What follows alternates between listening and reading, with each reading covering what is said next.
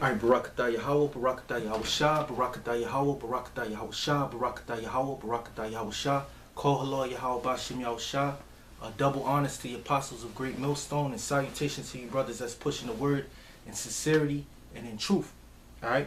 So today I'm gonna just read a few precepts out of the book of First Thessalonians. To basically paint a picture of what the prophets did in the ancient days and the correlation to what's going on right now in the times that we're living in right now. And you're just gonna go with the spirit, you know.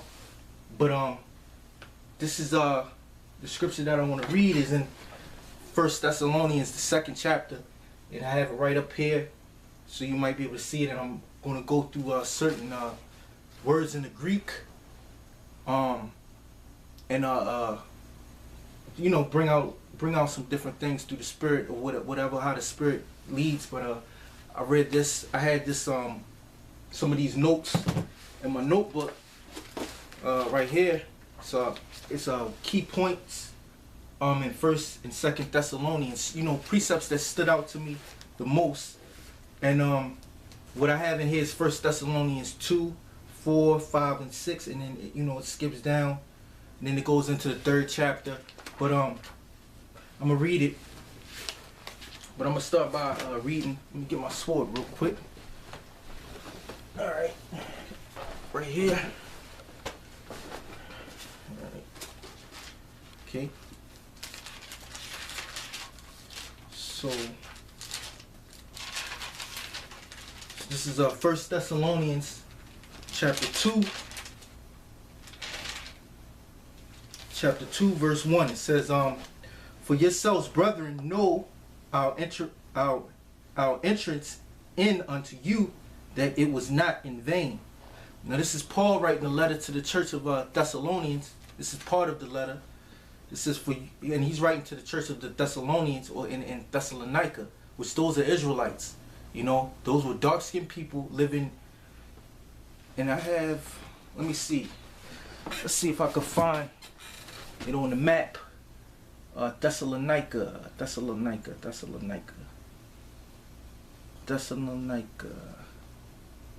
Yeah, that's a. You can see it. Yeah, if you can see it, it's up in this area right here, Thessalonica. So these were Israelites. You used to have Israelites dwelling all throughout this area right here, all throughout the Mediterranean Sea, all up in through Italy, up and through the Mediterranean Sea in the northern parts of Africa. You used to have Israelites dwelling all throughout this area, but in particular, this letter, the Apostle Paul wrote the letter to the Thessalonians that lived in Thessalonica, right?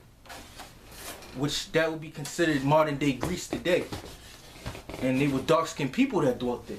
So he's writing this letter to them, and he said, "For yourselves, brethren, know our entrance in unto you, that it was not in vain. But even after that we had suffered before, and were shamefully entreated, as ye know at Philippi," which that's another part in that area, that region. They were shamefully entreated. Now, we can go into the Greek and look up that word, shamefully entreated, and that word looks like hybrizo, but I'm a hybrizo or hubrizo. Strong's G 5195. Hubrizo. So that word means to be insolent, to behave insolent, and I don't know if you can see it right here, but it says to be insolent, to behave insolent, wantonly, outrageously, to act insolently and shamefully towards one, to treat shamefully of one who injures another by speaking evil of him. Their character was slandered in Philippi. They caught hell with the people in Philippi. So he's Paul is explaining what happened to them in Philippi. Going back to verse 1, it says, "For yourselves, brethren, know our entrance in unto you, that it was not in vain. But even after that we had suffered before and were shamefully entreated. As ye know, at Philippi we were bold in our power, which they was bold. He said he was bold in Yahweh. When they came with the word, they spoke it boldly. And we can look up the word bold, because I looked it up earlier. They were assured of what they were saying. It says we were bold, and that word is let me see. That word right there is Strong's G 3955. Parasiadzamai. Parasiadzamai. Perasi Azama. So when they spoke with bold, and in the definition it says to use freedom in speaking, be free spoken, to speak freely, to grow confident. You know, as they were traveling and they was getting experience, they grew more and more confident in speaking the words of the Lord. Because that's the spirit. The spirit of the Lord, Yahweh Bashem Yahushua, is a confident and bold speaking. That's why when we go out in the highways and hedges, we speak this word freely. You know, we speak freely of the spirit, you know. And it's bold, and we have confidence, because it says down here, it says have boldness, show assurance. You know, when we go out there, and as our fathers, Paul, when Paul was out there, he was bold. He was assured in what he was saying. You know why he was assured in what he was saying? Because he got the knowledge, he got that doctrine from Yahweh Shah himself, man. You know, that's why he was bold. So he's reiterating to the church of Thessalonica that, look, man, we was out there when we spoke, we were bold in Yahweh to speak unto you the gospel of Yahweh with much contention. And they spoke the word with much contention, meaning it was people coming up against the word of Yahweh Bashem Yahushua, man, back during that time. You know? Same thing today, man. Same thing today. And they spoke the word with much contention. That's why they wanted to that's why people wanted to put them to death. Remember when we read the word up there, it said shamefully entreated. You know, it was people that slandered, was out there slandering the character of Paul. They were slandering Paul and his companions' character, man. And the word contention in the Greek, agon, it looks like the word agon, which means an assembly, a place of assembly, especially an assembly meant to see games. The place of contest, the arena or a stadium, the assembly of Greeks at their national games. It says generally any struggle or contest. So, you know, it was masses of people that came to see the apostles speak, and then you had people contending against them with their own doctrine, with their own philosophies, for lack of a better term, with their own philosophies, with their own imagination in their head. And you have people to come by to spectate it. Just like what you see now on the highways and hedges, when you see an Edomite come up, and you know you might a Jake might come around just to see what the Edomites are saying, man. It's the same thing that you see on the highways and hedges today, man. You know.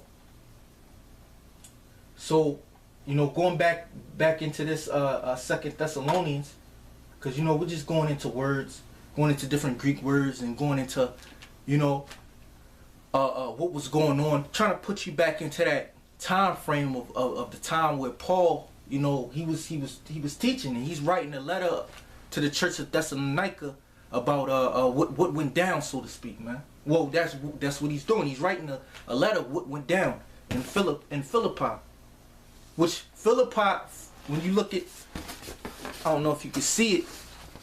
Let me see if you can see it. But Philippi is what is it? Northeast. It's northeast of Thessalonica.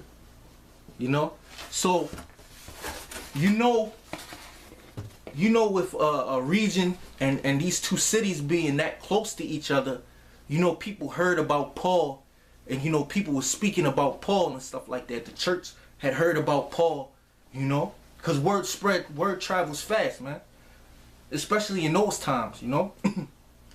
All right, going back into this chapter, it says, for our exhortation was not of deceit, nor of uncleanness, of cleanness nor in guile. But as we were allowed of Yahweh to be put in trust with the gospel, yeah, because Yahweh Bashim Yahushua, they were ordained to speak these words, man. So they were entrusted with the gospel, which the word gospel means good news. And for edification's sake, let's look it up. Let's look that word up in the Greek and see what it means. The word gospel, euangelion. I think that's euangelion, right? Let me see. Strong's G 2098. Evangelion. Euangelion, yep. Evangelion. The word is euangelion, right? So that word means a reward of good tidings, which they were entrusted of Yahweh Bashim Yahushua to bring good tidings unto Israel, mainly unto the elect of the nation of Israel, man.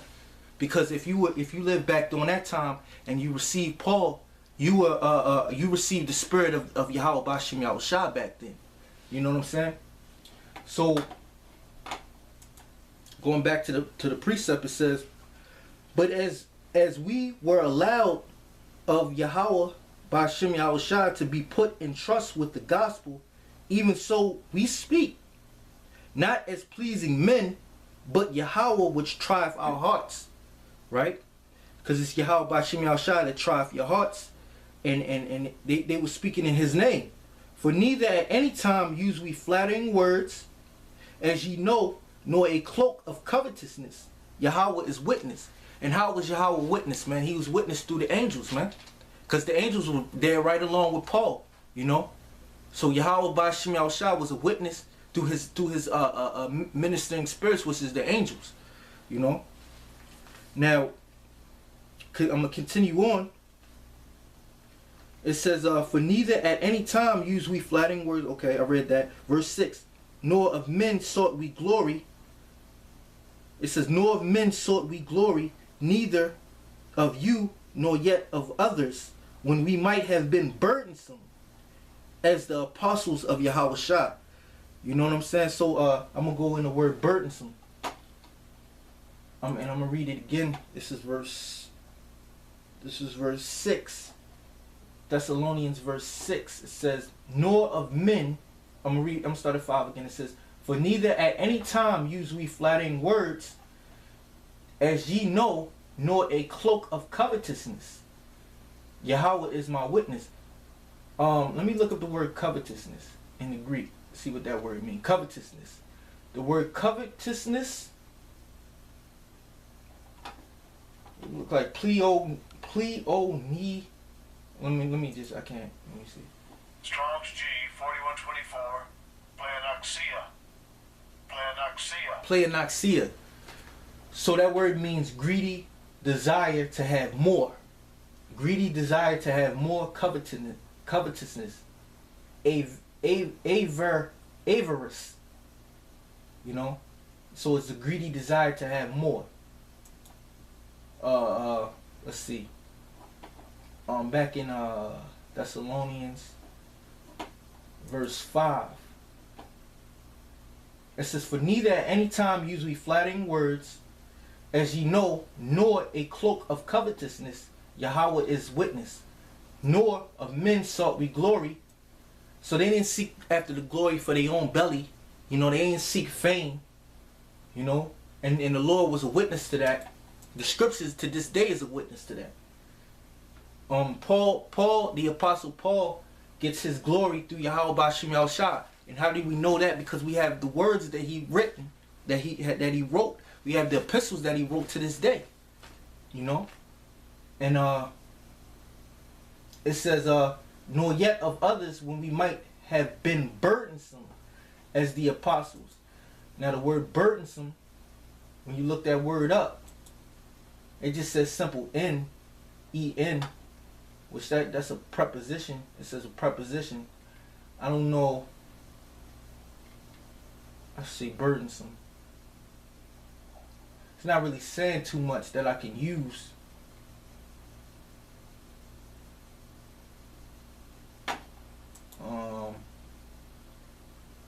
Burdensome.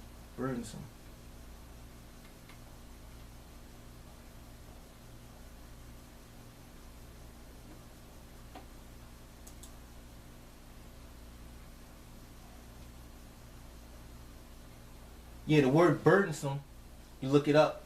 The word burdensome, that word is baros. Baros. Baros. G 922. Baras. Baras. Baras. Baras. So when you look that up, it says heaviness, weight, burden, trouble.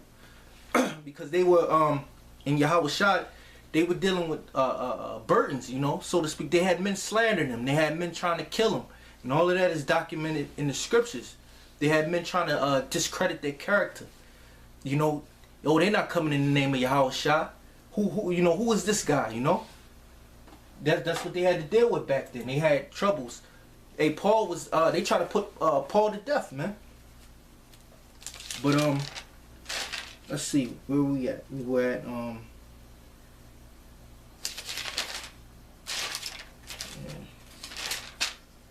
back in verse,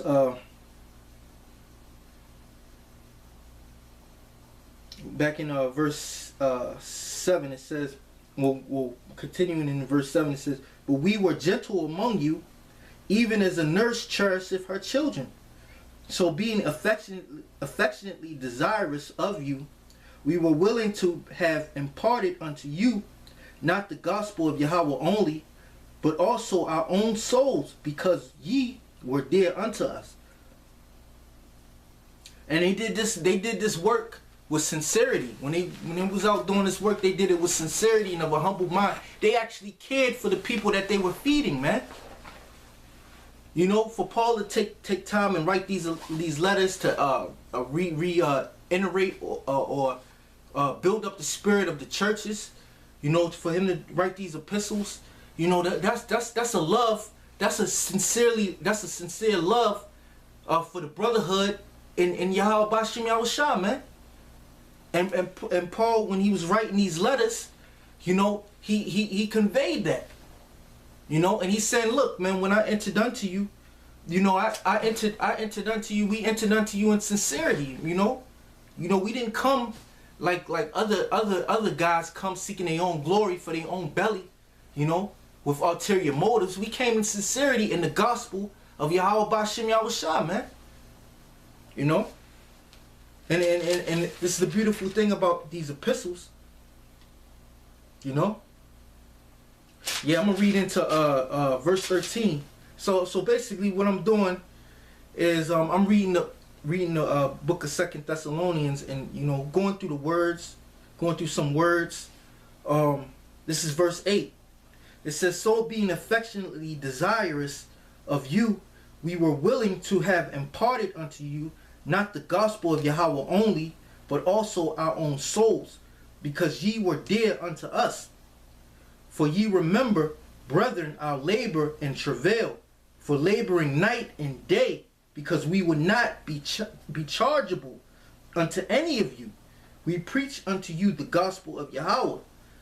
Ye are witnesses, and Yahweh also, how holily and justly and unblameable we behaved ourselves among you that believe, as you know how we exhorted and comforted and charged every one of you as a father doth his children, that ye would walk worthily of Yahweh, the Most High, Yahweh Bashim Yahushua, who have called you unto the kingdom, unto his kingdom and glory. This is verse 13, which I have highlighted in my sword. It says, for this cause also thank we Yahweh without ceasing, because when ye received the word of Yahweh Bashim Yahushua, which ye heard of us, ye received it not as the word of men, but as it is in truth the word of Yahweh Bashim Yahushua, which effectually worketh also in you that believe. And you know, these different churches throughout Asia, throughout the Mediterranean, when they heard these words through the prophets, through the apostles, you know, through the teachers, they didn't hear these words as the words of men. They heard these words as the words of the Heavenly Father, man. It was something about this